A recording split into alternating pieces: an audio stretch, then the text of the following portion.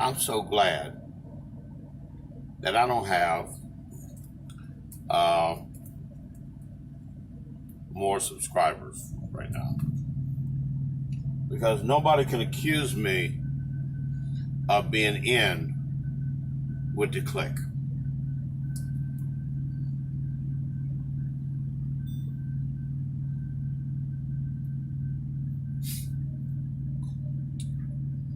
I'd like to talk for a moment about crabs in a barrel. They used to have a television series. You can still find it here and there. I don't know. Well, no, it's hard to find.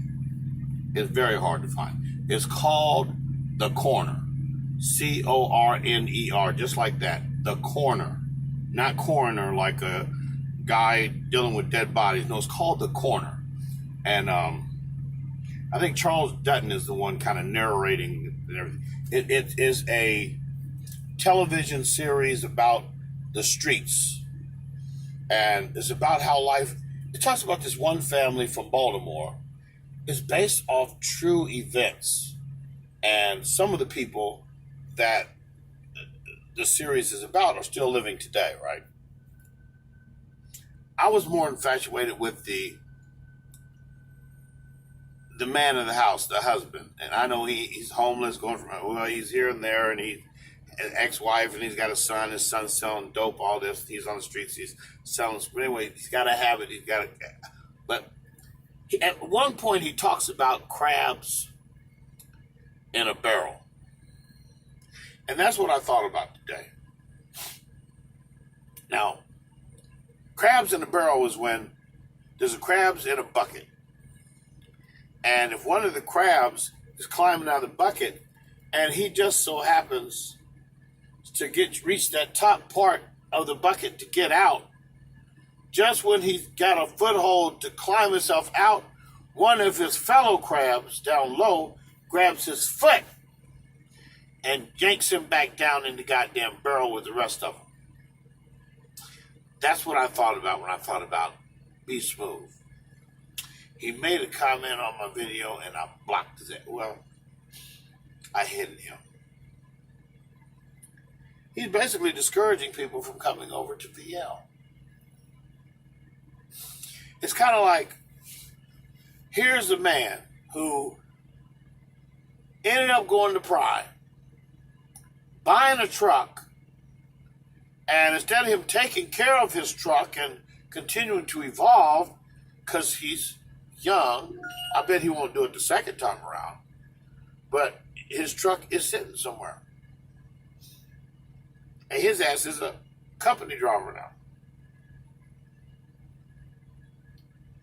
And now he wants to throw salt on people that, it's kind of like when Moses saw the promised land and he was standing on a hill and God showed him the promised land and said, Israel won't get there, right? You won't get there with them. They won't get it. But there it is. You get to see it. Be Smooth is able to have everything a black man desires in life, which is his liberty, his freedom, and enough money to pursue whatever it is that makes them happy. He achieved the pinnacle of owning a goddamn truck. That means you got a shot at true freedom. And he fucked it up. So he's got to start all over now. And he's talking shit. People, fuck up and now they're talking shit, right? Listen, I'm going to say this. I probably shouldn't say this. I hope I don't get fired for saying this. Because I only have a few subscribers, right? I'm hoping nobody will really give a fuck, right? So that's what I'm hoping. I'm really, really hoping that. If you have let's say somebody is working in the field and they tell you, come on, I'm going to pay you, I got this job out in the field. I'm going to pay you $3 an hour out there and feed you a bucket of chicken and some drinks at lunchtime, and we're going to all get paid, right? And you go there And then later on, you busting your ass for months and months and months. And you think, oh, this is good, man. I'm making some money, right? You think this is great. And then one day, one of the other people working for the master's house tells you that you didn't have to have him pay you. You could have went right to the master.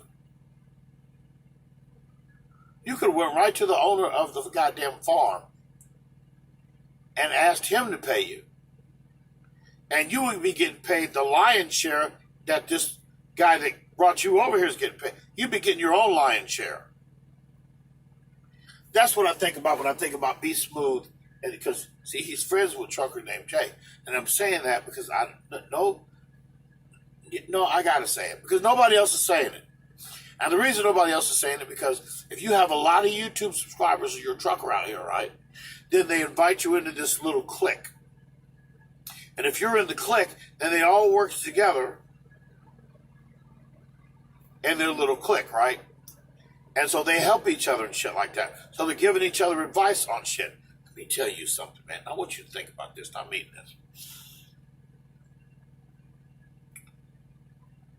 Why work for another driver that's leasing a truck on the VL? If it's trucker named Jay, or even if it's LaShawn, if they tell you, I'm going to pay you $2,000 a week. Now, I want you to think about this for a second. It's kind of like there's a whore on the street. She's good at what she does. The master of the house is looking for good whores that know what to do, right? And then here comes a masseuse, a madam kind of that likes, she trains whores for a living. She finds you, and she tells you to come work for her in his house. And she's going to pay you, and she says, because I know you got a habit, I'm going to give you a cookie. Okay? But I can't give it all to you. I'm going to give you an 8-ball now. And I'm going to give you an 8-ball later. And you jump all over that like a dumbass. It's kind of like if trucker named Jay says, I'm going to give you $500 bonus. No, I'm going to give you $1,000 bonus. I'm going to give you $500 now. All right? And $500 later to let me pimp you. Why would you do the same work for the same company for company driver pay for that same employer when you could double your money doing the same thing in a different truck and be at the same time buying a goddamn truck and having a lease payment to write off and having all the fuel to write off? Why in the fuck would you want to work for somebody else? Now, nobody's talking about these subjects. People claim they're from the streets. People not really thinking. I've never seen the trucking industry this advantageous. And these opportunities don't come around very often. But I'm telling you, while everything is good for however many years it lasts, well, who knows? Something could happen soon and bring it all crashing down. You know, the powers that be are trying to find a way to bring it all back to normal. Bring everything back down. Bring the rates back down. Bring everything back crashing down. Take the fuel prices back up. Bring everything back to the way it was. There are forces trying to do that. But while this motherfucking shit is good, if you got a company that's willing to treat you right and give you a lion's share so that you can save money to prepare or create or design your own future, your own destiny, why in the fuck would you work for half that money to be pimped by another goddamn driver working for the same motherfucking company? That's number one. Number two, all closed eyes ain't sleep. Every time a driver leases a truck, He signs a contract. That contract states, if you opt out of the lease, you owe $5,000. Now, you might say, what's that got to do with the price of tea in China? Well, if you decide you tell VL you want 3 or 4 or 5 trucks, you want to find 3 or 4 or 5 drivers fucking around on YouTube to work for you. Once the common people wake up and start saying, I don't have to work for you. I can get double the money and own my own equipment and be off when I want to and do what the fuck I want and be able to write off all this shit and be buying my own truck at the same time, bringing home $4,000 a week after all, after all expenses. Why in the fuck would I work for you? It's still a 1099 job. In other words, they're not taking away federal taxes or state taxes. Is LaShawn or Fat Boy, trucker named Jay, is he paying your state and federal taxes? No. You're still a 1099 driver. Regardless of what fancy name he calls his company, Holland Logistics, it doesn't matter what he calls his name of his company. You cannot be a company driver for him. Oh no. You can be a 1099 driver for him, making the same amount of money you'd be making if you were working for VL. So they pay you a couple extra $100 a week. And he says he's going to give you $500 bonus, okay? Give me $500. You know, my bank told me, he said, you opening up this new business account. We got this new deal here. You give us $500 for 6 months, and we're going to give you 0.00005% back in 6 months.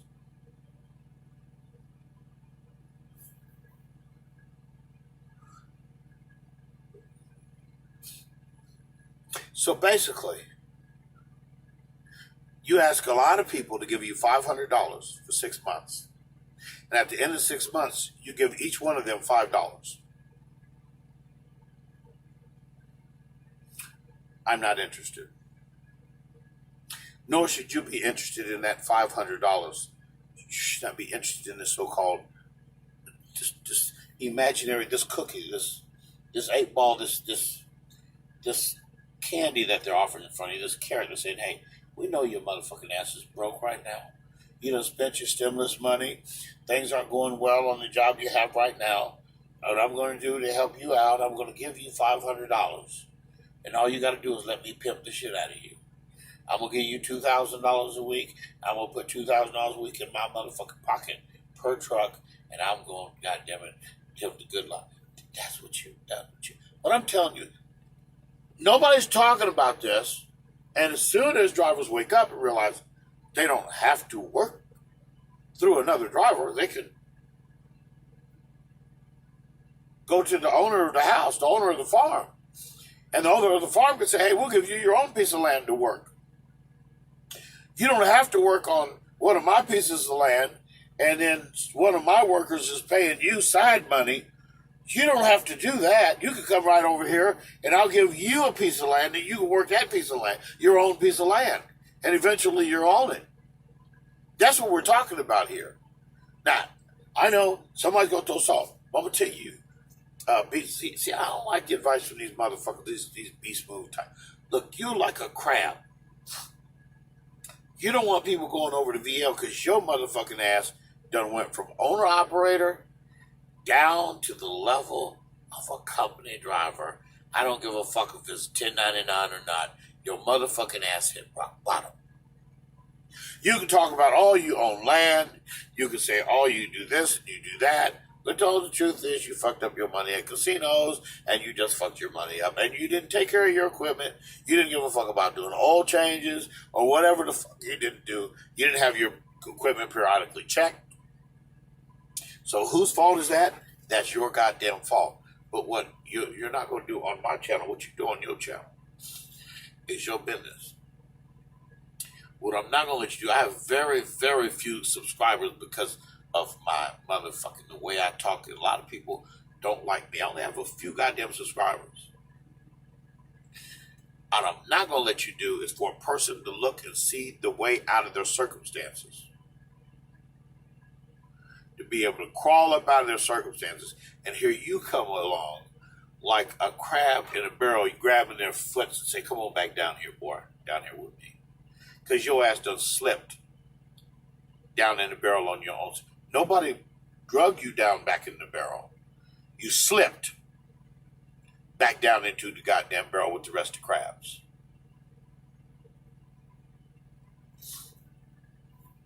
I had a car once.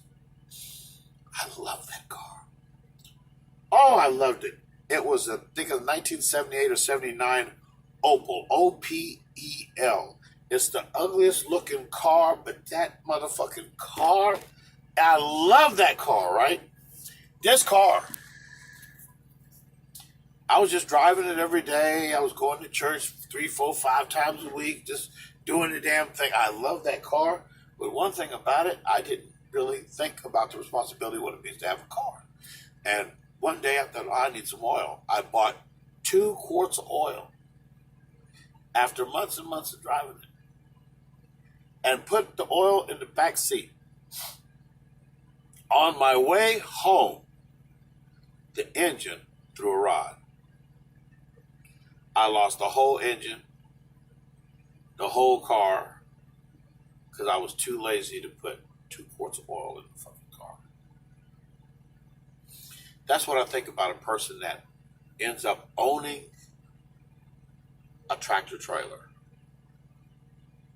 and doesn't recognize the liberty that they have is tied to that piece of equipment. And all they have to do is put a certain amount of money aside and keep that bitch running. Which is why I told you, if you're going to lease purchase a truck, put $500 a week aside for maintenance. That's a lot of money, $26,000 a year. Do every now and then just take it to Freightliner and say, no, I fuck the computer. I want you to put mechanics on it. Just look at everything. Just take your time. I got a couple $1,000. I just want you to just look at my equipment, maintain everything. If I need my screen switched out on my transmission, I need you to drop the pan, swap that out. Whatever the truck needs, do it. Everything that you think needs to be done to this piece of equipment. If you're not willing to do that every now and then, it ain't very much money.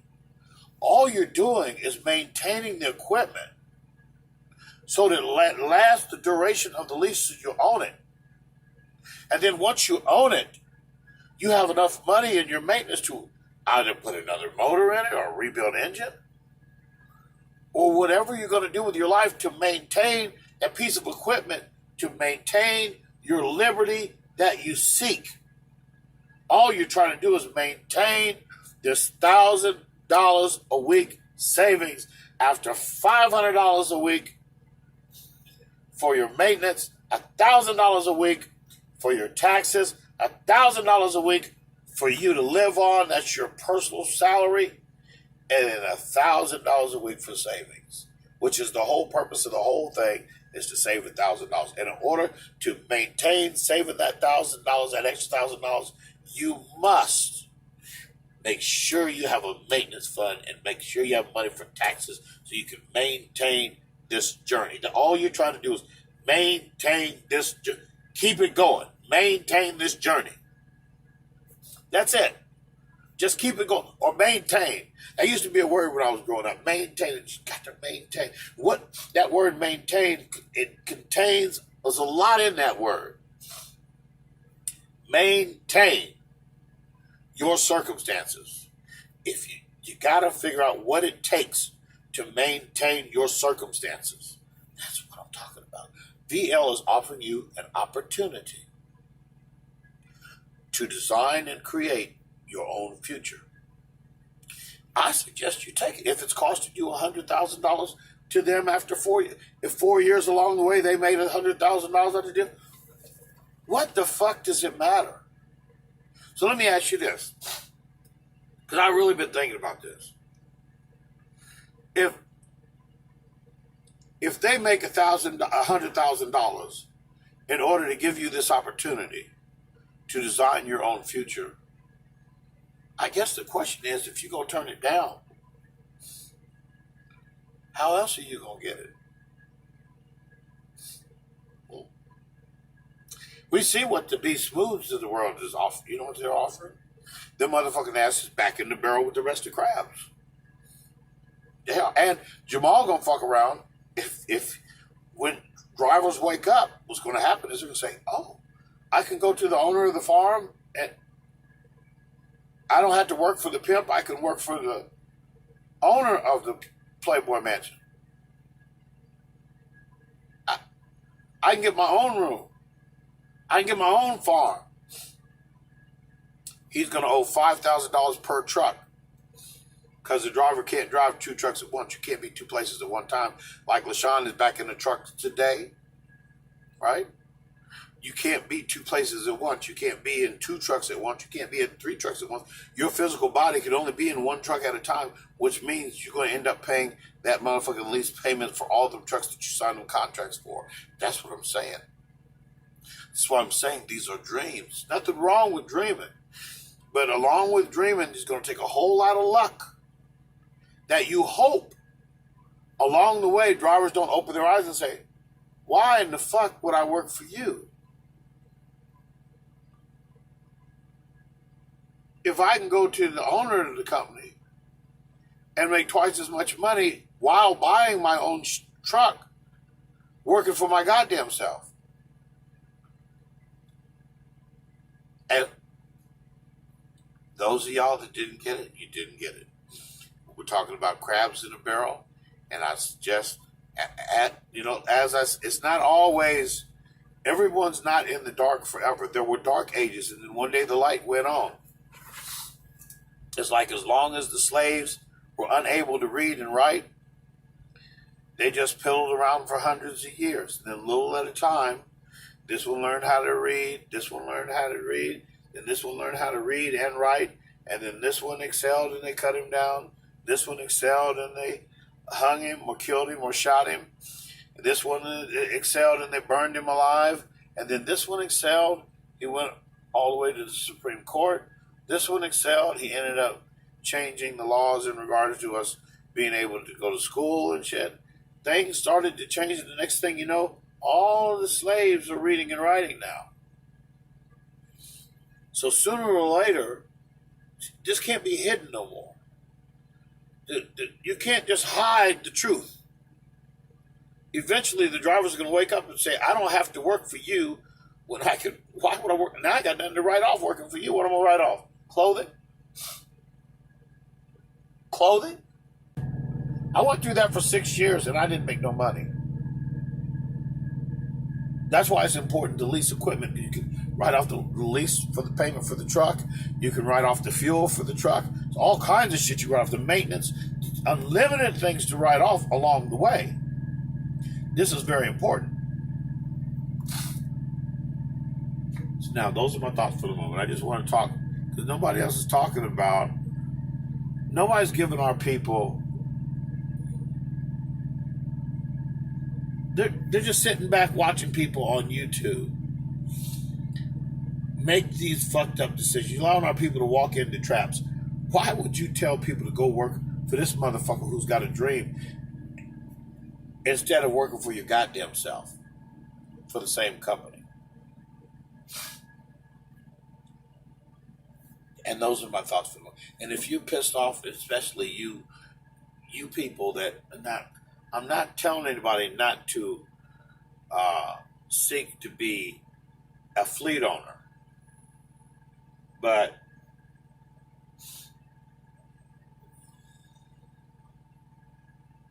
sooner or later, everyone's going to be aware that they don't need you.